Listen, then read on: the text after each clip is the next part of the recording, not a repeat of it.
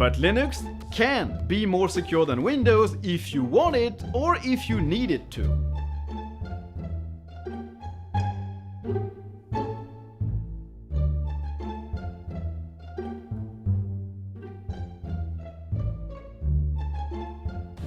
Okay, so let's begin with a general rule of thumb. The more software you use, the larger the attack surface you give to attackers.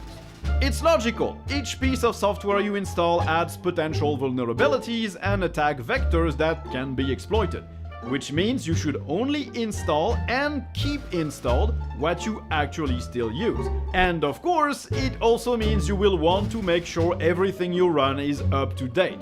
Apply your software updates. And just like with packages, libraries, and apps, you should also make sure you only run the services you actually use.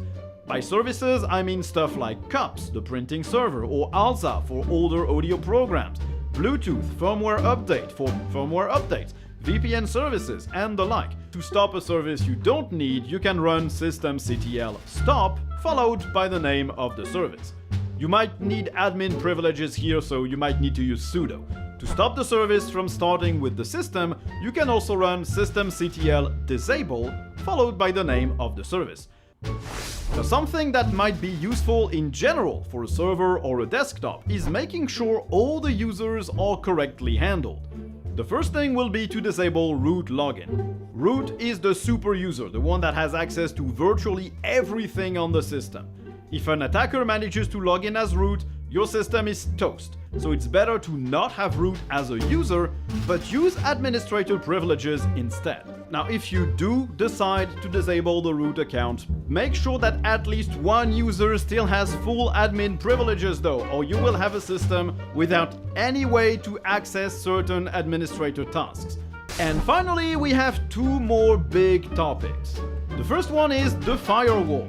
Most distributions come with a firewall installed, like Firewall D or UFW for uncomplicated firewall, but it's often not configured or not even enabled. Do remember to back up your system before applying any major change though, because if you break something, you'll be very happy to have a full system backup to go back to. And just making backups is a general good rule for security and for peace of mind.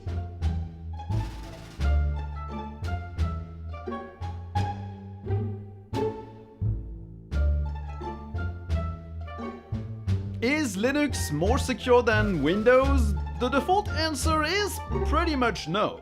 The security of Linux comes from the fact it tends to be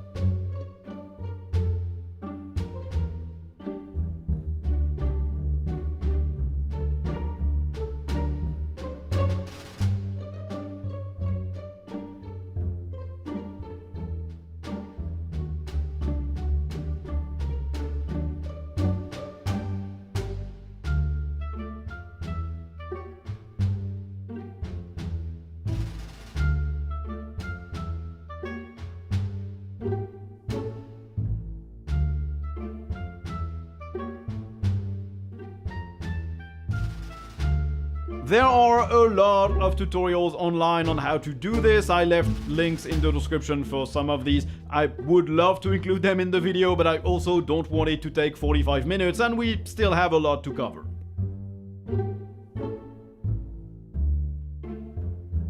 If you want to see a video on how to configure your firewall for various use cases, drop me a comment in the description below and I'll see what I can do. AppArmor is generally used on Ubuntu and Debian-based distros, and SE Linux is a Red Hat thing, so mostly used on Red Hat-based distros. They do work in very different ways, but they do try to accomplish the same goal. They are pretty complicated, and again, they would require their own videos because they are completely use case dependent. As I said, these are pretty complex tools that are really dependent on your use case, what you want to do, how many users have access to your device, and what the role of the device is. So again, if you want a dedicated video on these tools, drop me a comment and I'll see what I can do. Depending on how well the video does, I might dive deeper into various topics like configuring the firewall, AppArmor, SE Linux. Let me know if you'd like to see this on the channel. There are plenty of other things you can do as well, like setting disk quotas for users, configuring kernel parameters, setting up logging and audits to detect weird behaviors or intrusions. And you can also secure various parts of a server, like Apache, PHP, Nginx, and more. But of course, I can't cover everything in one single video, it's long enough as it is.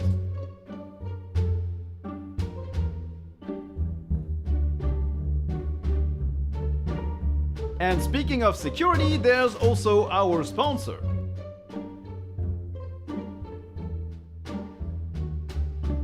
And if you want peace of mind when buying a new computer and running Linux on it, then there's our sponsor, Tuxedo. They make laptops and desktops that run Linux out of the box. The hardware is picked specifically inside these devices because it works well with Linux. And generally they have submitted patches upstream to make sure that everything that they pack in is supported well, and so everybody can benefit, not just them on their devices.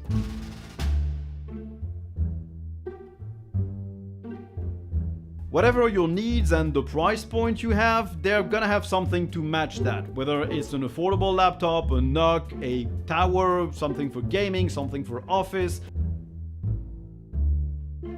Whatever your needs and the price point you have, they're gonna have something to match that. Whether it's an affordable laptop,